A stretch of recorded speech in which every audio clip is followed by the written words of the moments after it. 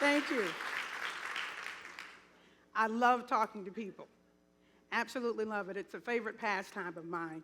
Whenever I talk to strangers, I find out a lot about myself. I find out that I can make people laugh without trying. They just start laughing in the middle of a conversation, and sometimes I'm not sure why. I use a lot of analogies to make things simple. And I also sprinkle a lot of my grandmother's wisdom in most of my conversations. Although she's not here with me physically, I still feel a connection to her. Now, why is it that we feel a connection to dead people more so than we feel to those humans that occupy our space? Because there's been a great disconnect. What happened? We stopped waving to the mailman. We stopped making eye contact with the clerk or the cashier. And when persons start to approach us, we look in every direction except in the direction of the person that's approaching us. Why are we doing that? It's because a great disconnect has taken place. February 7th, 1995. My precious 28-year-old sister was disconnected from life support. I couldn't go to the hospital to be there. I wasn't strong enough. So I chose to stay at home with my mother and other family members. The family members that did go, we were waiting for them to get back. When they got back, no one said anything, but my mother's front door opened. And when everyone filed in, we knew that disconnect was fatal and irreversible. I watched as my mother slid from her chair to her knees, overcome with grief. We all were. It is what has happened to our society. Anger is one of the stages of grief. There are 4 other stages: denial, bargaining, guilt, and finally resolve or acceptance. If you take a look around at our society, a great disconnect has happened, and we're grieving the loss of each other. It's why we're angry all the time. We're angry with strangers, road rage, shootouts in public places. Everyone is angry. Bargaining, making promises to each other that we have no intentions of keeping. Feeling guilty about the way things have gone, and I wonder if I could have done anything. You know, when death occurs, you always ask yourself, you grill yourself, if only I'd done this. What if, what if, what if? And then there's resolve, accept it. Well, we'll just accept things the way that they are. It's just the way that it is, hon, just accept it. I've always been a rebellious child, and now I'm a rebellious adult. I don't believe in the status quo. Neither do I believe when I walk into a room I'm supposed to conform. I'd rather transform it. Reason being, anger, denial, bargaining, guilt, acceptance, all the stages of grief. I know a little bit about that, and I believe everybody in this audience has experienced grief at some time or another in your life. Maybe you're going through it right now. So you feel what I can feel. That day, something was lost. But I still feel a connection to my sister, although she's not physically here. That's because we as people, we're connected spiritually and biologically. Why is it that you think when you go to a memorial service with someone, the first stroke of the organ, you beat your friend grabbing the tissue? Because you feel what they feel. Before we open our mouths to speak to another person, we have ulterior motive.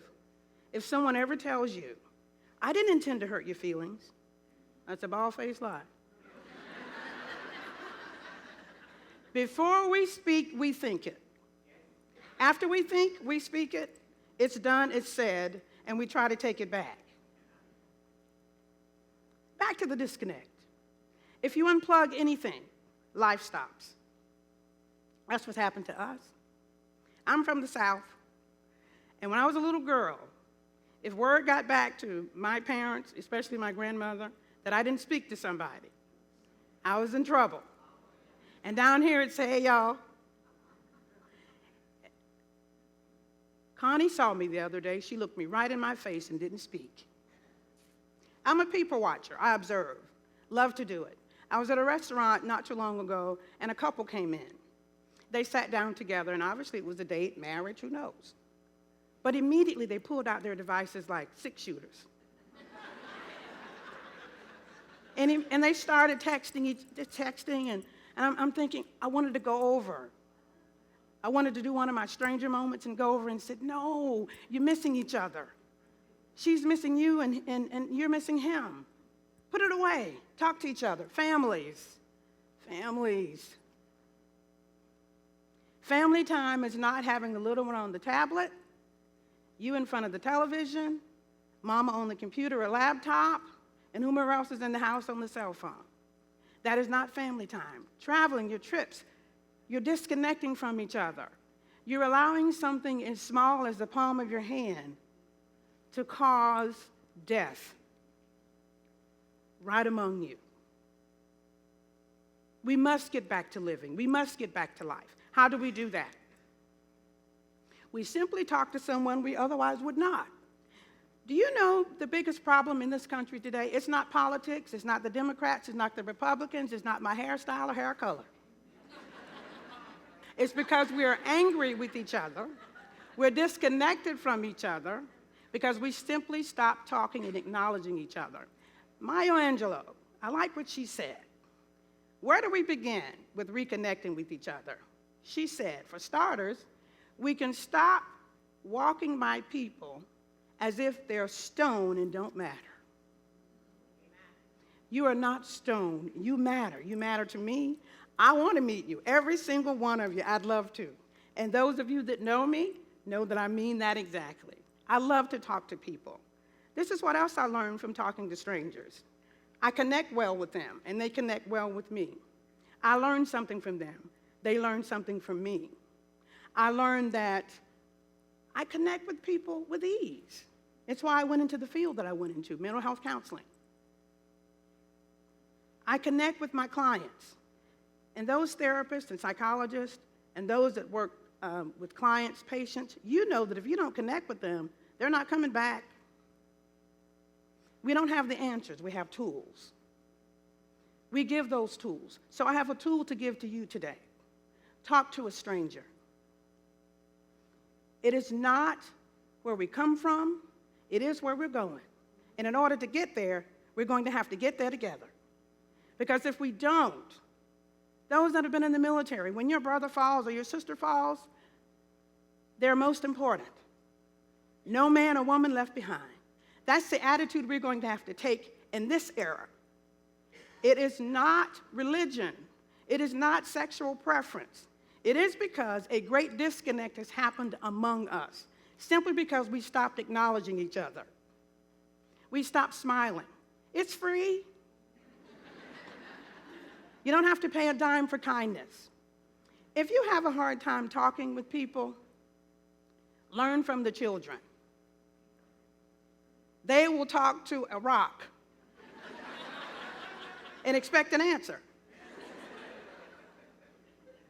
A friend told me once, she said, I went through the drive-thru to get something for lunch, and my son embarrassed me so badly. Okay, what happened? Well, the person waiting on us needed some dinner work. And the little boy said to her, did you know you've got 2 teeth missing? Yep, right there in the front. She drove off without the meal. If ever you need to engage anyone in a conversation, if they have a child with them, I've tried it, I do it all the time. If there's someone that I want to compliment or say hello, I want to know more about, and they have a little one with them, I start out like, those are some cool shoes. Whoever picked those out for you have got good taste. Yeah, my mom picked them out.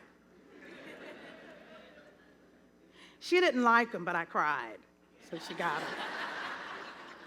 And eventually, here comes Mom. Yeah, he did.